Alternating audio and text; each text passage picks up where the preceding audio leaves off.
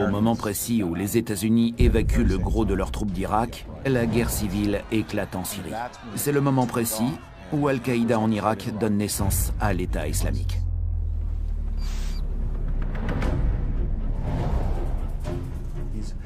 C'est un homme de l'ombre, on sait peu de choses sur lui.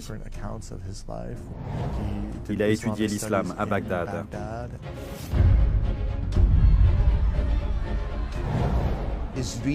Avec Daesh, on assiste à l'avènement d'une troisième génération de groupes terroristes. Ils instrumentalisent la religion dans un but destructeur, pour faire disparaître tous les fondements de la civilisation.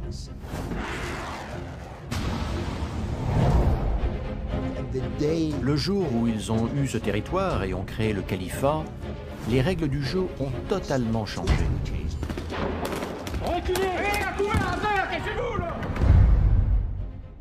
Daesh a dit, ils nous attaquent pour réduire notre territoire. Donc on va aller porter la guerre chez eux. Notre situation actuelle est bien pire et plus dangereuse que dans les années qui ont suivi les attentats de 2001.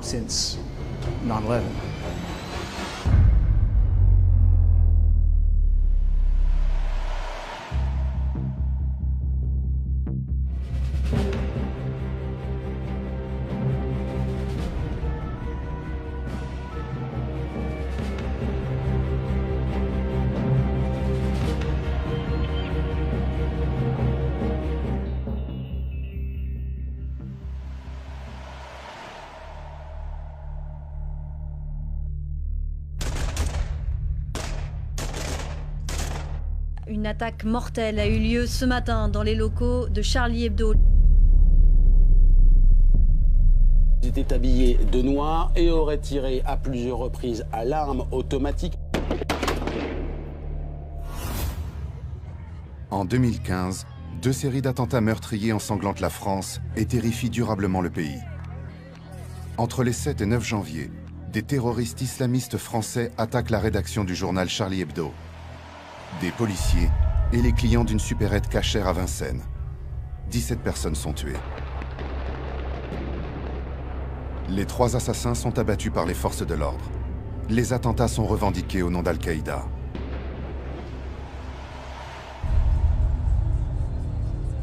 Puis, le 13 novembre 2015, 3 attaques simultanées sont lancées à Paris. La première au Stade de France à Saint-Denis, au nord de Paris. Les 2 autres dans la salle de concert du Bataclan et des terrasses de cafés et restaurants dans les 10e et 11e arrondissements de Paris.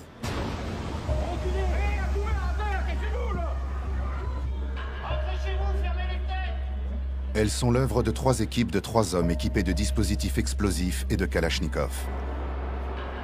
Les assaillants sont en partie stoppés par les forces de l'ordre vers 1 h du matin le lendemain. Le bilan est effroyable. 130 morts et 413 blessés. Puis, Daesh revendique le terrible attentat perpétré le soir du 14 juillet 2016 sur la promenade des Anglais à Nice. En pleine fête nationale, un homme au volant d'un poids lourd tue près de 90 personnes et en blesse des dizaines d'autres. Ce sont les attentats les plus meurtriers jamais commis à ce jour en France. Depuis quelques mois, la France a basculé dans une nouvelle dimension terroriste. Les attentats sont revendiqués par l'État islamique, un groupe terroriste basé en Syrie et en Irak. Qui est ce groupe terroriste? Qui sont ces hommes?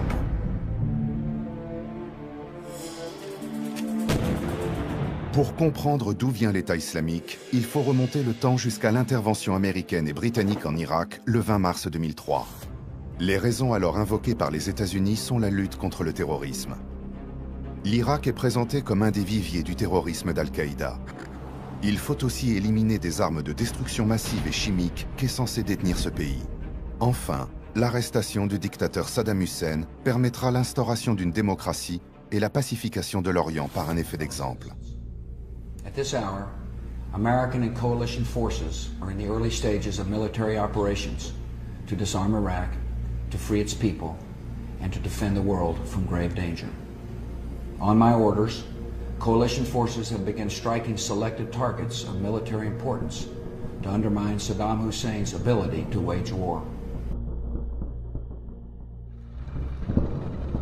Après seulement 19 jours de combat, l'armée américaine défait facilement l'armée irakienne. Le président George W. Bush déclare officiellement la fin des combats le 1er mai 2003. Sur le terrain, la victoire est totale.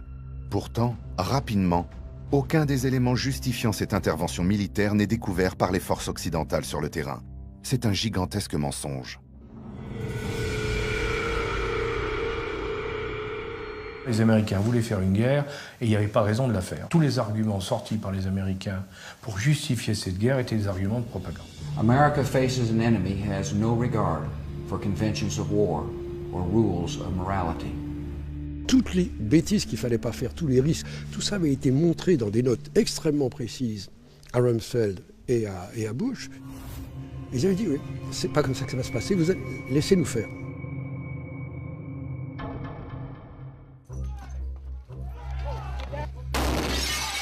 Outre une intervention militaire non fondée, l'Amérique commet une série d'erreurs fatales dans un pays dont elle ignore à peu près tout. La première concerne l'armée régulière de Saddam Hussein. La première chose qu'ils ont fait, c'est de dissoudre l'armée irakienne. Du jour au lendemain, vous avez près de 250 000 soldats de métier qui ont été mis au chômage, humiliés, et à qui on a dit « rentrez chez vous ».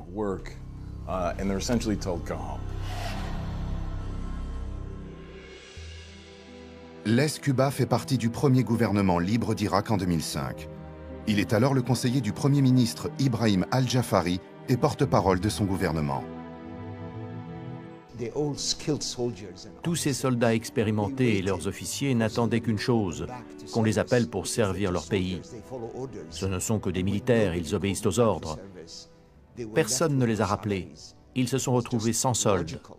Il était donc logique qu'ils se révoltent. Considérant l'instabilité régionale chronique dans la région, il fallait clairement s'attendre à ce que le feu prenne à la moindre étincelle en Irak et au Moyen-Orient. L'homme qui prend toutes les décisions au nom des États-Unis est Paul Bremer.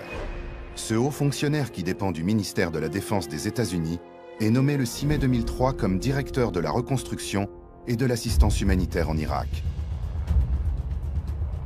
En tant qu'administrateur du pays, sa mission consiste à diriger l'occupation américaine jusqu'à ce que l'Irak puisse se prendre elle-même en charge. Il publie des décrets qui modifient en profondeur la société irakienne. C'est lui qui renvoie les soldats irakiens chez eux. C'est lui qui met hors la loi le parti unique irakien Baas, qui structure tout le pays depuis des décennies. Non seulement on a envoyé les gens chez eux, la police, l'armée, mais de surcroît, on a dit, Paul Bremer a dit, tout membre du parti Baas, quel que soit son échelon, ne pourra plus faire partie de la future administration. C'est-à-dire, c'est condamner tout sunnite à être hors du coup. Les sunnites irakiens représentent un tiers de la population. Ils détenaient tous les pouvoirs sous Saddam Hussein. Les Américains les en écartent totalement. Les chiites majoritaires sont opprimés depuis des décennies. Cette décision ravive les divisions entre Irakiens. La scission de ces deux courants de l'islam date de la mort du prophète Mahomet. Pour les sunnites, le Coran est une œuvre divine. Nommé par les hommes, l'imam fait office de guide entre le croyant et Allah pour la prière. Au contraire, les chiites considèrent l'imam comme le guide de la communauté, tirant directement son autorité de Dieu. Conséquence, alors que les sunnites acceptent que les autorités religieuses et politiques soient fondues dans la même personne, les chiites prônent une séparation claire. Les Américains ont commis l'erreur de ne pas mettre en place un système de représentation politique démocratique équilibré. Dès le début, ils ont préféré implanter un système électoral à scrutin majoritaire basé sur des listes ethniques et non des personnes. Du coup, il était certain qu'un Irakien chiite voterait pour une liste chiite, un sunnite irakien pour un sunnite. Cette loi électorale a du coup contribué à profondément diviser le pays.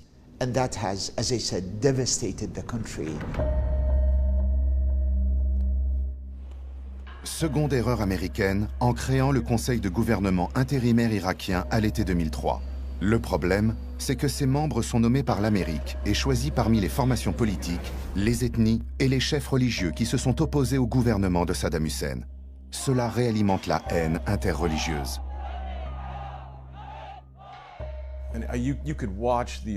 Vous ne pouviez que constater la montée de la révolte pendant toute la première année d'occupation.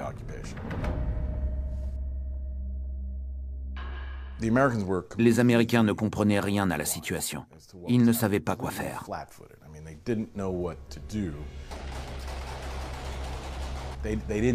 Ils ne parlaient pas un mot d'arabe. Ils n'avaient aucun traducteur. La révolte s'est étendue comme une traînée de poudre. Vous pouviez la voir sur les visages de ces jeunes adolescents irakiens. Les Américains les arrêtaient, leur mettaient des sacs sur les têtes et les embarquaient.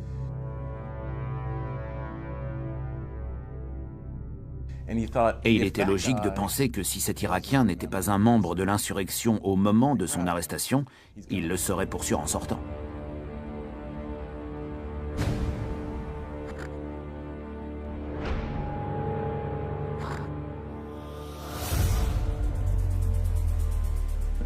Une autre donnée dont les Américains n'ont pas du tout tenu compte, c'est l'organisation tribale de la société irakienne. Si vous tuez un homme, c'est déclarer la guerre à toute sa famille et toute sa tribu.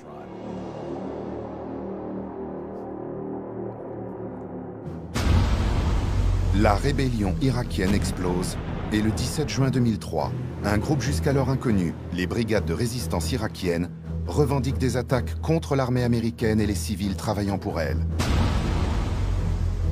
On pense que ces brigades, comme de nombreux autres groupes rebelles, recrutent leurs partisans chez les membres des anciennes forces militaires et paramilitaires sunnites du régime. Ce n'est pas une organisation politique. C'est rempli de psychopathes. C'est composé d'assassins. Pour la plupart de ces gens, tuer est prioritaire. La politique est secondaire. La situation s'envenime. Le cycle de la violence semble irréversible. Attentats aveugles, assassinats, enlèvements d'occidentaux comme les journalistes français Christian Chesneau et Georges Malbruno. Les Américains, leurs alliés et l'embryon d'armée irakienne doivent aussi lancer de vastes opérations militaires pour récupérer des villes entières comme Falloujah qui tombent aux mains d'insurgés. C'est dans ce contexte qu'apparaît un terroriste sanguinaire. Il s'appelle Abu Musab al-Zarqawi. Il fait allégeance à Al-Qaïda. En devenant populaire, al-Zarqawi a réalisé qu'il avait besoin du réseau d'Al-Qaïda. Cela pouvait lui apporter du cash, des nouvelles recrues, une crédibilité. Il a donc rejoint Al-Qaïda et prêté allégeance à Oussama Ben Laden et al-Zawahiri. Il est devenu l'un de leurs soldats. C'est ainsi que Al-Qaïda en Irak a débuté. Toutefois, ce réseau irakien a toujours été l'enfant déviant d'Al-Qaïda.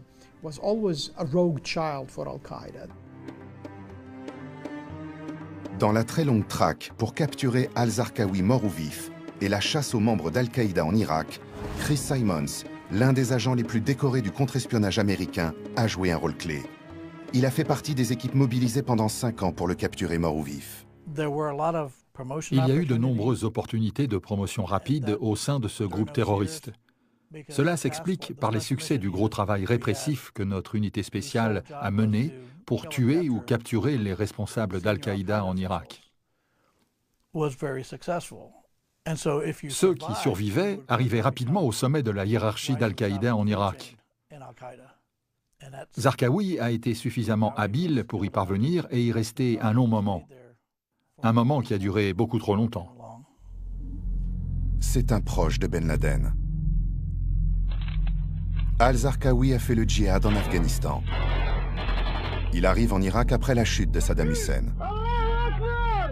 Son objectif est de déclencher un djihad, à la fois contre les Américains et leurs alliés, mais aussi contre les chiites irakiens.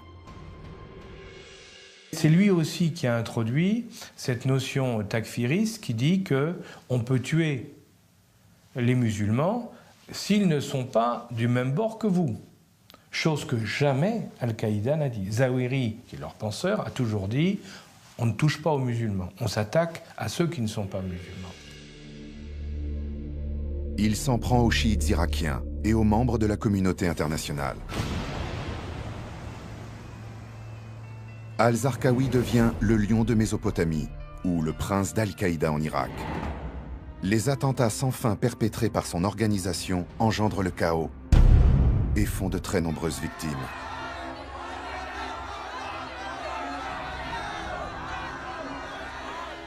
Il pensait qu'en menant une guerre civile sectaire, cela empêcherait les États-Unis d'enclencher une quelconque amélioration de la situation dans cet Irak de l'après-Saddam Hussein.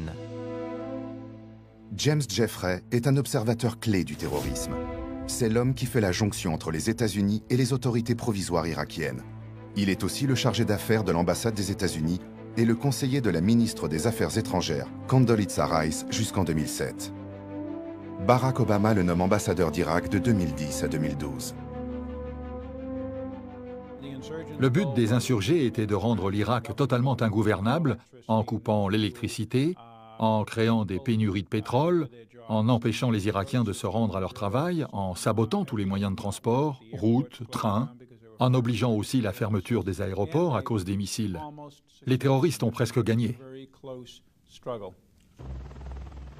Les terribles erreurs commises par l'administration d'occupation américaine avec leurs alliés britanniques et la stratégie sectaire de Zarqawi accélèrent la décomposition de l'Irak.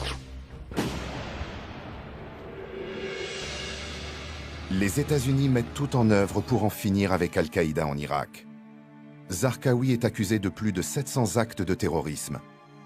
10 millions de dollars sont offerts pour sa capture mort ou vif. Nous avons multiplié des opérations ultra rapides contre les terroristes. Nous avons utilisé une technique qui consiste à s'immiscer dans le circuit de décision du réseau terroriste. Notre task force conduisait alors entre 5 et 7 opérations militaires chaque nuit contre des cibles clés d'Al-Qaïda. Nous étions tellement rapides qu'entre le moment où Al-Qaïda découvrait que 12 de ses hauts responsables avaient été capturés et que nous menions d'autres opérations, cette information était déjà totalement obsolète.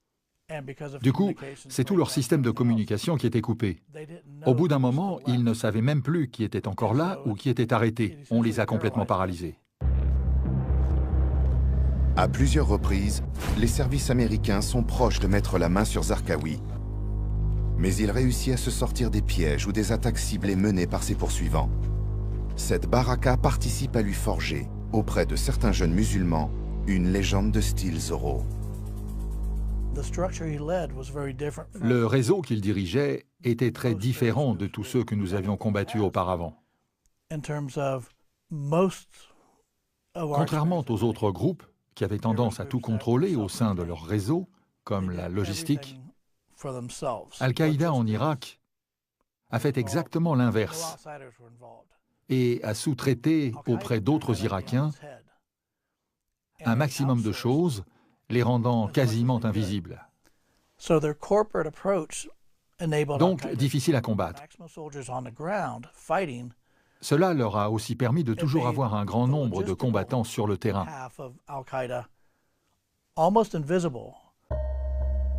En juin 2006, l'état-major américain localise finalement Al-Zarqawi avec 100% de certitude. Le commandement de la Task Force 145 anti-Zarqawi dont fait partie Chris Simons lance l'attaque.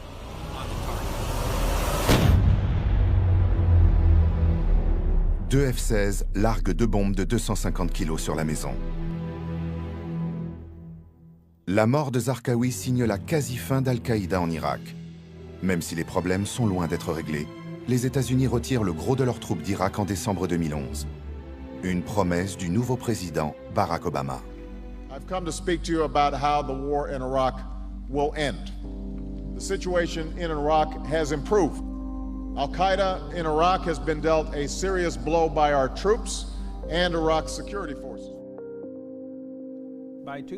En 2011, il n'y avait plus aucune raison de maintenir une grande force armée en Irak. Nous voulions seulement y garder entre 5 et 10 000 hommes chargés de faire de la formation, du contre-terrorisme et du renseignement dans une région et un pays encore instables. Mais on ne peut pas dire que le départ des troupes américaines ait changé quoi que ce soit dans la dégradation politique de la situation. Une armée n'a aucune influence sur le plan politique.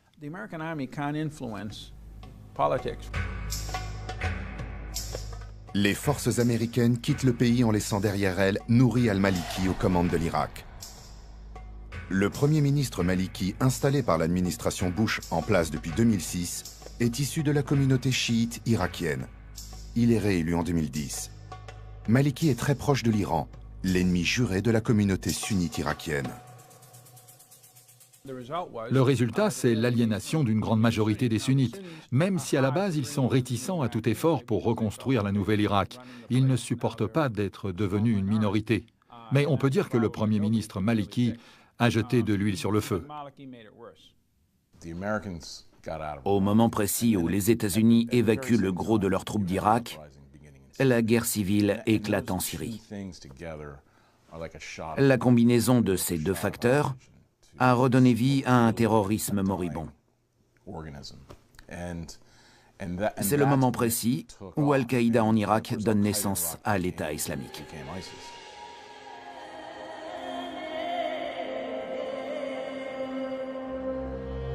L'État islamique est intimement lié au destin d'un homme. Al-Baghdadi est issu d'une famille rurale pauvre. Il s'établit à l'ouest de Bagdad alors qu'il est âgé d'environ 18 ans. Il suit des études islamiques. Vers l'an 2000, Al-Baghdadi est marié et père d'un fils. Il prêche dans une mosquée quand l'Amérique envahit l'Irak. Il rejoint alors les insurgés et forme sa propre faction, l'armée du peuple sunnite.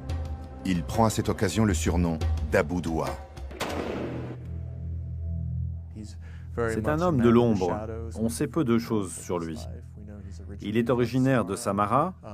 Il a étudié l'islam à Bagdad et à un certain moment, en 2003, il s'est radicalisé et a rejoint les insurgés. En 2004, Al-Baghdadi passe 10 mois dans les prisons américaines en Irak. Classé comme prisonnier civil et non comme membre d'un groupe armé, Al-Baghdadi recrute en réalité des partisans. Tous ces personnages, Al-Baghdadi, toute la hiérarchie de l'État islamique, a passé du temps dans les prisons américaines, où ils avaient tout le loisir de radicaliser et nouer des contacts. Ils se sont concertés et se sont dit, une fois dehors, on reprend contact et on redémarre nos opérations. C'est ce qu'ils ont fait. À sa sortie, Abu Douwa devient un haut responsable de la branche irakienne d'Al-Qaïda. Il rejoint ensuite le conseil consultatif des Moudjahidines d'Irak qui proclame l'État islamique d'Irak.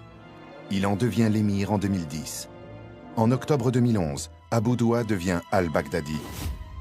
Il est inscrit sur la liste des terroristes les plus recherchés par le gouvernement américain, qui offre une prime de 10 millions de dollars pour sa capture, faisant de lui l'un des 3 chefs djihadistes les plus recherchés au monde. En cela, le système carcéral américain en Irak a joué un rôle prépondérant dans l'essor de Daesh.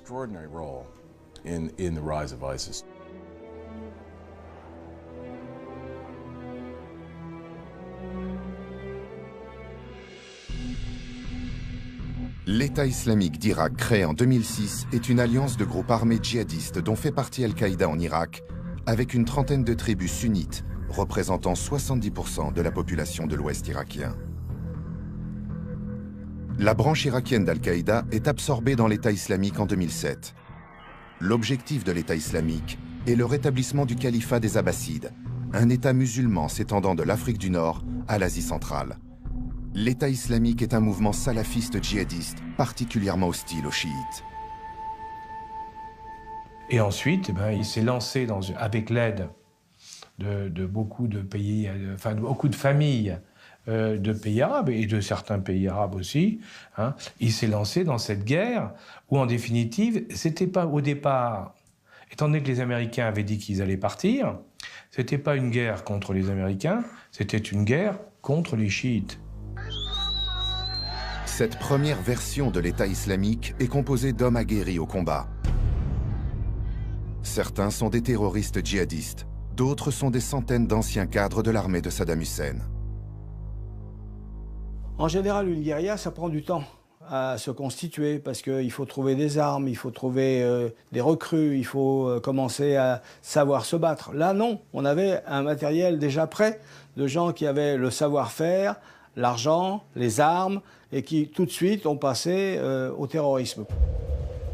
De l'autre côté de la frontière irakienne, en Syrie, la guerre civile explose. Le conflit engagé en 2011 par l'armée syrienne libre contre les troupes gouvernementales de Bachar el-Assad apporte un nouveau souffle à l'État islamique. La guerre civile en Syrie a été le moteur et le carburant de l'État islamique. Le groupe a pu se procurer quantité d'armes et des recrues parmi les populations.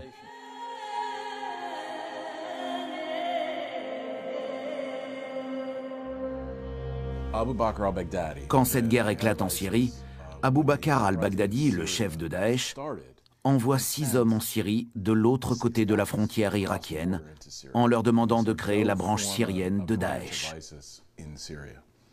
6 hommes seulement traversent cette frontière. Et en à peine un an, entre fin 2011 et fin 2012, ils montent des opérations militaires dans toute la Syrie et deviennent ainsi le groupe combattant le plus puissant du pays. En 2013, Abu Bakr al-Baghdadi annonce avoir rebaptisé l'État islamique d'Irak sous le nom d'État islamique en Irak et au Levant. Le nouveau leader d'Al-Qaïda, al-Zawahiri, refuse de valider la création de Daesh. Devant ce refus, Baghdadi prend ses distances avec al-Zawahiri. Il revendique aussi la paternité des combattants syriens d'Al-Nosra, créés à l'origine par Al-Qaïda. Pendant la guerre civile syrienne, les troupes de l'État islamique exécutent presque systématiquement les militaires syriens faits prisonniers, ainsi que les rebelles syriens, y compris les combattants d'autres groupes djihadistes.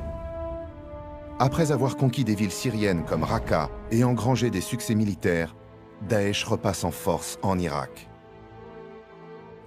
Les conditions locales ont permis aux sunnites qui formaient le noyau de ce qu'on appelle le Daesh de prendre de la force, de disputer l'hégémonie à Jabhat al-Nosra, représentant d'Al-Qaïda. Ils reviennent en force en Irak au début de 2014 et s'emparent rapidement de la ville de Falloujah, située à l'ouest de Bagdad. Ils ne font pas grand-chose pendant les 5 mois qui suivent. Si la prise de Falloujah a été aussi facile, c'est que Maliki avait évacué l'armée irakienne à la demande de la population.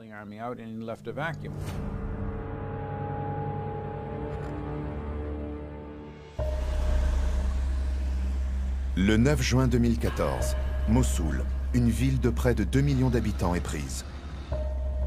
Dans la foulée, c'est ensuite la région de Kirkouk, riche en gisements pétroliers, qui est directement menacée. Ils ont très vite pris les territoires du nord et la ville de Mossoul. Ils ont mis en déroute les divisions de l'armée irakienne, soit 70 000 hommes. Ils ont traversé le fleuve Tigre, pris la ville de Tikrit pour enfin menacer Bagdad par le nord. La capitale était déjà menacée à l'ouest depuis la chute de Falloujah.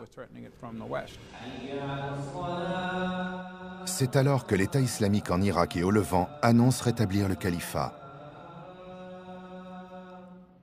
Après des années de clandestinité, Abu Bakr al-Baghdadi apparaît publiquement pour la première fois à Mossoul le 3 juillet 2014.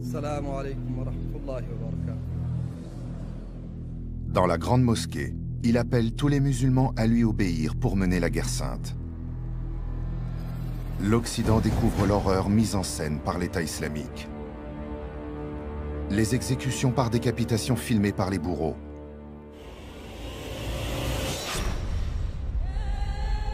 L'État islamique est accusé par l'ONU, la Ligue arabe, les États-Unis et l'Union européenne de crimes de guerre, de nettoyage ethnique et de crimes contre l'humanité. Le virus de la violence se répand à grande vitesse dans toute la région.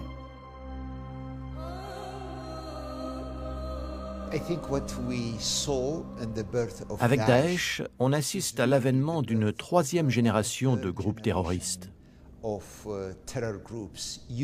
Ils instrumentalisent la religion dans un but destructeur, pour faire disparaître tous les fondements de la civilisation.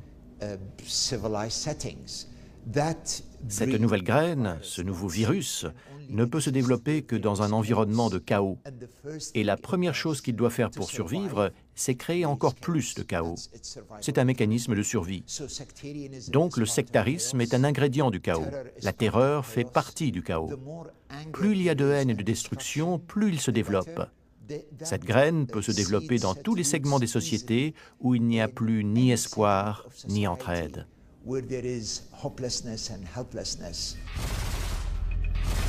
Les troupes gouvernementales irakiennes sont incapables de faire face au chaos djihadiste. La politique sectaire du Premier ministre irakien vis-à-vis de la communauté sunnite est critiquée par plusieurs observateurs étrangers, qui y voient la raison du ralliement de chefs sunnites à l'organisation armée djihadiste. Maliki vivait dans la peur constante d'un retour des sunnites, du parti baathiste et d'un nouveau Saddam. Cela explique son impossibilité de conduire des négociations avec les membres de la communauté sunnite qui combattent Daesh en Irak. Il n'arrivait pas à se défaire de l'idée qu'ils allaient tenter de le renverser. Devant cette incapacité à unir l'Irak et à la suite de pressions internationales, Maliki quitte son poste en septembre 2014. L'État islamique s'installe alors durablement dans tout l'ouest sunnite de l'Irak et l'est de la Syrie. Ce n'était pas si facile que ça que de prendre Mossoul et Tikrit, mais le fait qu'ils aient pu les conserver aussi longtemps soulève bien des questions. Il est compréhensible que ces villes aient pu être conquises pendant une période de faiblesse. Mais comment justifier qu'ils aient pu les conserver et y renforcer leur position pendant 2 ans, alors que tout le monde arabe, à commencer par l'Irak et ses alliés de la coalition, était contre? Là, ça pose de sérieuses questions. La réponse repose en partie sur les alliances passées entre Daesh et les tribus sunnites irakiennes et sur la puissance de leur capacité militaire. Daesh menace à présent toute l'Irak. L'État irakien semble totalement impuissant. Daesh a profité de la corruption qui règne au sein des forces armées et du gouvernement irakien. C'est ce qui a permis à l'État islamique de se développer. Ce n'est pas comme si les Irakiens croyaient en ce groupe terroriste. Les Irakiens étaient furieux contre Bagdad. Son principal allié, les États-Unis, ne fait rien. Pourtant, très tôt, l'administration américaine est prévenue du danger de l'État islamique. On a tiré la sonnette d'alarme à plusieurs reprises avant même la chute de Falloujah en 2013 et après la chute de cette ville. Avec d'autres, nous avons prévenu très fermement à l'intérieur et à l'extérieur de la Maison-Blanche. Mais Obama ne voulait pas en entendre parler. L'une de ses réactions a été de dire que c'était des juniors et qu'il ne les prenait pas au sérieux. Après la chute de Mossoul, il a compris son erreur. Daesh passe au second plan pour tout le monde. L'OTAN pense surtout aux menaces russes, les États-Unis pensent à la Chine, à la Russie, à l'Afghanistan ou à d'autres pays encore. Daesh est important, mais pas une priorité absolue. Les Russes pensent surtout à leur soutien à Bachar el-Assad, et s'en prendre à Daesh est secondaire. Les Iraniens, eux, ne pensent qu'à maintenir leur hégémonie en Irak et en Syrie. L'État islamique vit et se développe dans tous ces vides, laissés par les autres pays et leurs autres priorités. À partir de la fin de l'année 2014, l'État islamique est au sommet de sa force. La création d'un califat territorial et l'appel au djihad font venir des combattants du monde entier. Baghdadi a déclaré « On crée un État, le califat, on plante notre drapeau ». Ça a fait l'effet d'un énorme aimant pour des gens du monde entier.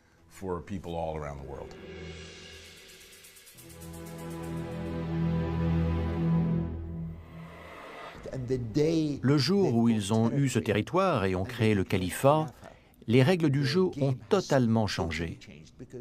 Dans l'islam, il y a des textes qui disent que pour tout croyant, à partir du moment où un califat est créé, on doit lui faire allégeance. Il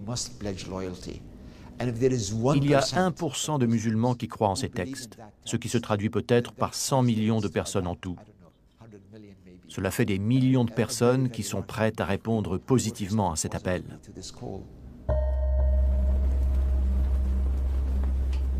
Leur armée, c'est aux alentours d'une trentaine de milliers de gens apparemment.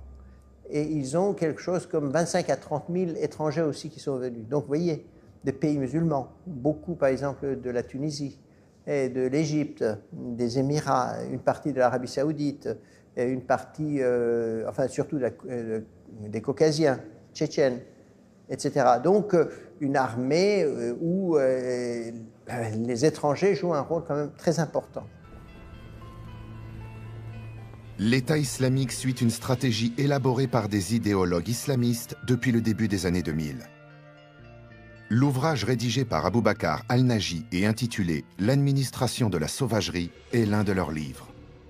L'auteur détaille la stratégie grâce à laquelle les groupes djihadistes pourront s'imposer territorialement face au régime arabe musulman et face aux Occidentaux. Il expose un véritable programme de gouvernance islamique violente et totalitaire.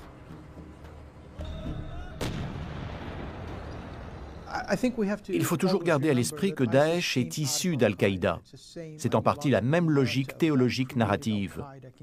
La sémantique d'Al-Qaïda nourrit aujourd'hui celle de l'État islamique. Ces deux groupes terroristes sont les fruits d'un même arbre, un arbre qui a été planté par Oussama Ben Laden. Al-Qaïda, c'était le règne du devoir, culpabilisation, avec une sorte de récitation théologique assez rébarbative. Daesh, c'est pas ça du tout. Le côté théologique est très très faible. C'est plutôt l'incitation à venir vivre une vie d'aventure dans l'abondance, le romantisme. Venez, faites la guerre, construisez-vous, devenez adulte, prenez vos responsabilités, vous deviendrez des héros. Il y a donc surtout l'excitation, le sentiment qu'il faut créer en quelque sorte un monde nouveau par des jeunes qui auront un rôle clé.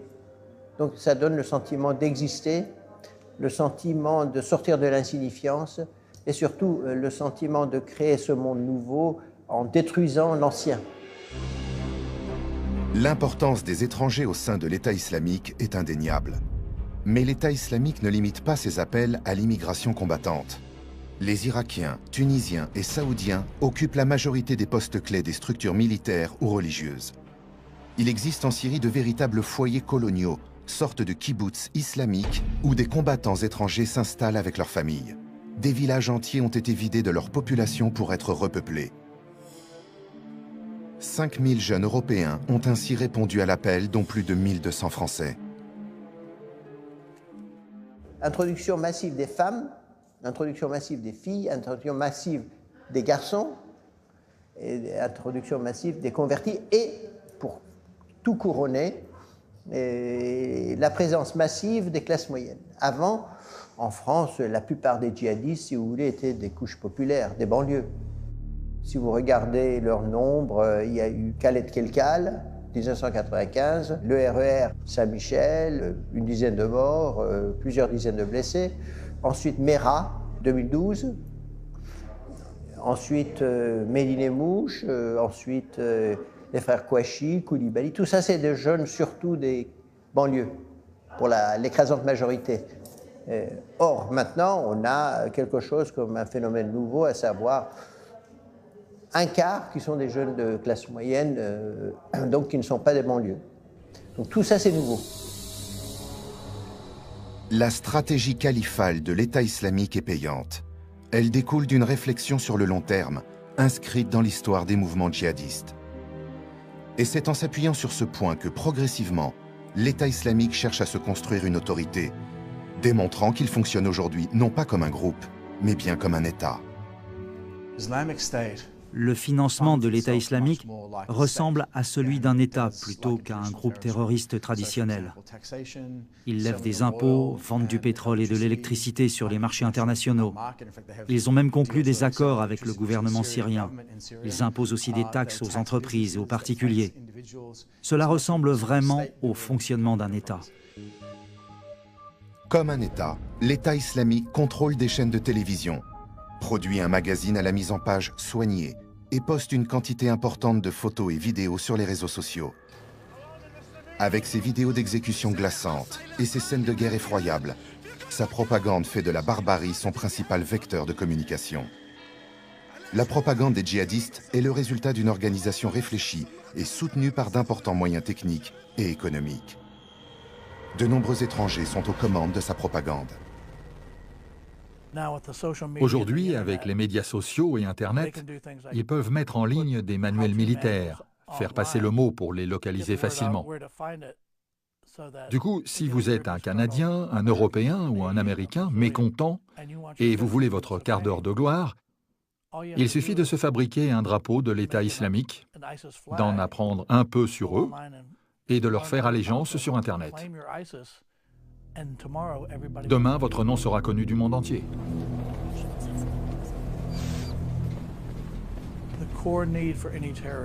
Au cœur de l'action terroriste, il y a la publicité. On a tendance à oublier que c'est le seul objectif.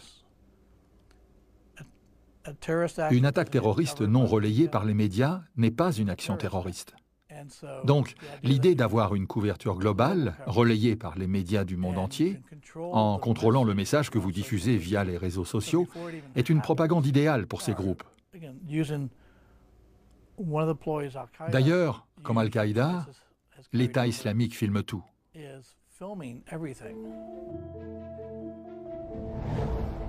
Les chaos syriens et irakiens, accompagnés par son flot de réfugiés candidats à l'exil en Europe, sont une aubaine pour Daesh. Il permet de monter les communautés les unes contre les autres, alimentant le populisme en Europe, comme avec l'extrême droite en France. Là, Daesh entretient un climat de peur en orchestrant des attentats avec des terroristes résidant en Europe. La lutte antiterroriste a permis de démanteler un certain nombre de cellules, mais selon des spécialistes, les sympathisants proches d'un passage à l'acte seraient encore très nombreux. On sait qu'il existe, en plus des membres de l'État islamique au Moyen-Orient, un nombre conséquent de cellules et de sympathisants radicalisés, prêts à aider sur le plan logistique, ou qui peuvent passer à l'action. Cela représente entre une trentaine et une quarantaine de pays. On n'a pas vraiment d'informations sur leur nombre exact. Il y a pourtant un indicateur. Au début de l'année 2016, Twitter a suspendu un certain nombre de comptes qu'on suspectait être liés à Daesh. 150 000 comptes Twitter ont ainsi été supprimés. Évidemment, chaque compte ne représente pas un seul individu. Certains en possèdent plusieurs, mais cela montre quand même l'ampleur du phénomène. En Afrique subsaharienne, une autre offensive terroriste gagne du terrain depuis fin 2012.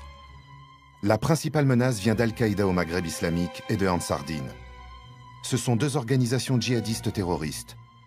Ces groupes, forts de plusieurs centaines d'hommes, opèrent aux confins de plusieurs pays du Sahel, contrôlent le nord du Mali et en janvier 2013 menacent directement la capitale Bamako. La France lance en janvier 2013 une vaste opération militaire au Mali et dans tout le Sahel pour réduire les menaces terroristes. C'est la première fois depuis la guerre d'Algérie qu'une force armée française aussi importante est déployée au sol. À l'été 2014, l'opération Serval prend fin. Elle est remplacée par l'opération Barkhane, qui étend sa lutte à tout le Sahel. AQMI et Ansar Dine sont victorieusement repoussés, mais pas éradiqués. Cet été 2014, devant les nouvelles alarmantes de l'avancée de l'État islamique en Syrie et en Irak, une vingtaine de pays créent une coalition internationale. L'objectif est de détruire Daesh. La France et les États-Unis lancent une campagne de bombardement aérien contre des positions du groupe terroriste en Irak et fournissent une assistance armée aux Kurdes d'Irak en première ligne dans la lutte contre l'État islamique. La réplique de Daesh arrive à l'automne 2015. C'est la France qui est touchée. Pourquoi ce pays? Pourquoi la plupart des terroristes étaient-ils belges ou français? Pourquoi tant de Français ont-ils rejoint l'État islamique? Et puis dans la salle de spectacle du Bataclan où une prise d'otage a terminé dans un bain de sang. Le bilan, il faut le dire, est terrible. Au moins 128 morts, 250 blessés, 99 toujours dans un état grave. Lorsque vous avez eu des attaques contre Daesh par des gens qui n'étaient, par des pays étrangers, qui n'étaient pas des pays belligérants sur place, mais donc pour aider les populations, pour une raison ou pour une autre, alors les Français, les Américains ou d'autres, hein, à ce moment-là, Daesh a dit « ils nous attaquent pour réduire notre territoire national ou pour empêcher la création ou la solidification de notre territoire national, donc on va les porter la guerre chez eux ». Donc, si vous voulez, ils sont venus chez nous Mais il faut bien dire que c'est aussi parce que nous sommes allés les voir. Les attaques de Daesh sur notre territoire sont en partie la conséquence de l'engagement politique international de la France aux côtés des États-Unis. Il semble aussi que des facteurs intérieurs propres à la France jouent en faveur de la radicalisation. Vous avez la conjonction entre le ressentiment de Daesh contre la puissance occidentale alliée aux États-Unis avec ce vieux passif maghrébin français qui n'en finit pas de se guérir et qui mettra peut-être encore une génération ou deux avant que l'apaisement se trouve. Et c'est de notre faute, c'est nous qui l'avons voulu. Si vous voulez, il faut voir les choses en face. Si ces jeunes sont prêts à partir, c'est parce qu'ils n'ont aucune espérance chez nous. On leur a tué l'espoir. Quand à 20 ans, vous voyez qu'il y a 40% de chômage dans votre quartier, que vous ne trouvez pas d'emploi, que vous ayez fait des études ou pas, c'est pareil. Nous avons laissé se dégrader cette situation depuis des dizaines et des dizaines d'années, hein, c'est pas d'aujourd'hui. Hein. Et puis un beau jour, on s'aperçoit que de la drogue, on passe à la petite délinquance, de la délinquance, on passe au casseur, et du casseur, on peut très bien passer au djihad, parce que finalement, le djihad, ça se pratique avec des types qui ont une présence physique. C'est pas avec des fonctionnaires que ça se pratique, ça se pratique avec des types qui ont un corps et qui veulent bien le risquer. Ces deux facteurs intérieurs et extérieurs conjugués expliquent pourquoi la France est devenue une cible de ce groupe terroriste. La situation ne semble pas prête de s'améliorer. La guerre contre l'État islamique est ouvertement déclarée.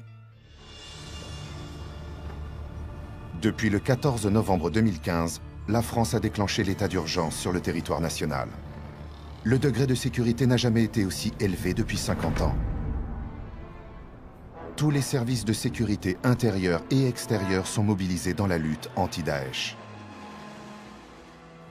Le dispositif militaire a aussi été intensifié. Avec les États-Unis, les chasseurs et drones français larguent désormais leurs bombes sur des cibles de l'État islamique en Syrie comme en Irak. Les États-Unis ont aussi renforcé leur dispositif militaire au sol et prêtent main forte à l'armée irakienne. Depuis quelques mois, Daesh recule sur tous ses fronts, y compris en Libye. À l'été 2016, la grande ville sunnite d'Irak, Falloujah, a même été reprise. Il y a une petite probabilité pour qu'il s'effondre totalement, comme cela a été le cas pour les talibans. Il y a de bonnes chances qu'il soit refoulé avec l'arrivée de plus de conseillers militaires américains et la montée en puissance du dispositif aérien. Mais il y a de grandes chances qu'il reste très actif. En réponse, Daesh lance de plus en plus d'attaques suicides à travers le monde. En Europe, en Belgique à Bruxelles le 22 mars 2016, Nice en juillet 2016, puis en Allemagne le même mois, ou encore en Asie, au Bangladesh. La stratégie du chaos de l'État islamique vise aussi plus que jamais la communauté chiite d'Irak, comme l'a montré le terrible attentat de juillet 2016. L'État islamique s'en prend également directement à l'Arabie saoudite, berceau du sunnisme radical, ou encore en Turquie. Dans un Irak très affaibli politiquement, la bataille de Mossoul est lancée. Historiquement, Daesh ne s'est jamais battu très longtemps pour tenter de conserver des territoires urbains. L'habitude est plutôt le retrait lorsqu'ils sont attaqués avec de gros moyens. Ce sera peut-être le cas pour Mossoul, mais je pense qu'il y a de fortes probabilités pour que Daesh oppose une résistance farouche. Cette ville a une énorme valeur symbolique pour l'État islamique.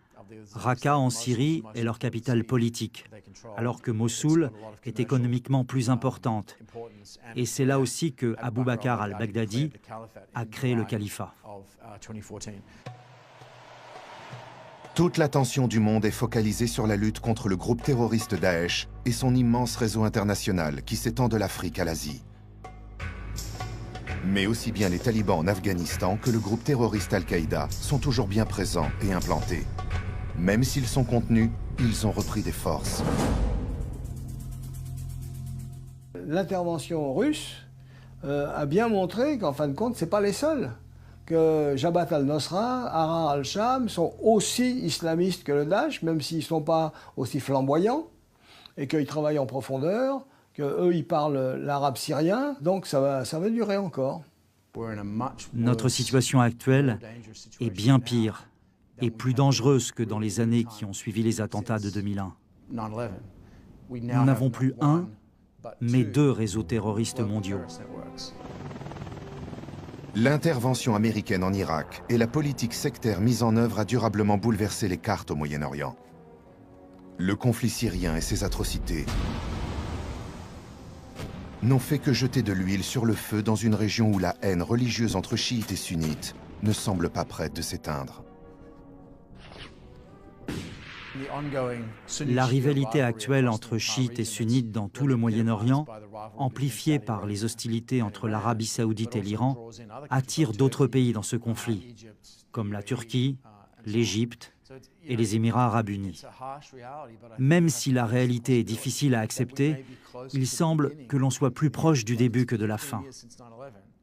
Les forces déployées il y a 15 ans, depuis 2001, sont encore à l'œuvre et ne sont pas prêtes de s'arrêter. Les antagonismes religieux entre les différentes sectes de l'islam sont profonds. Ils sont dangereux globalement, mais surtout, ils détruisent tous les fondements des États arabes du Moyen-Orient. Déstabilisation au Moyen-Orient, mais aussi de sérieux problèmes en Europe et notamment en France, où la radicalisation et les risques d'attentats semblent plus élevés que jamais.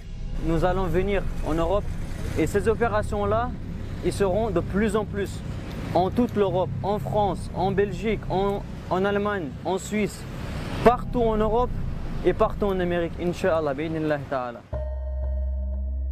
Ne venez pas seulement nous rejoindre, faites le travail là où vous êtes. Non, il y a eu des encouragements en ce sens. Il faut ajouter que ceci vient conforter des années de travail de prêcheurs qui, à l'abri de la démocratie et du libéralisme occidental, ont pu travailler en profondeur. On ne récolte que ce que l'on a laissé pousser. De ce côté-là, on a été, quand c'était la gauche, dans l'angélisme, avec les communautarismes, etc., ou quand c'était à droite, dans une espèce de lâcheté de facto, qui fait que, bon, on n'a pas fait ce qu'il aurait fallu faire.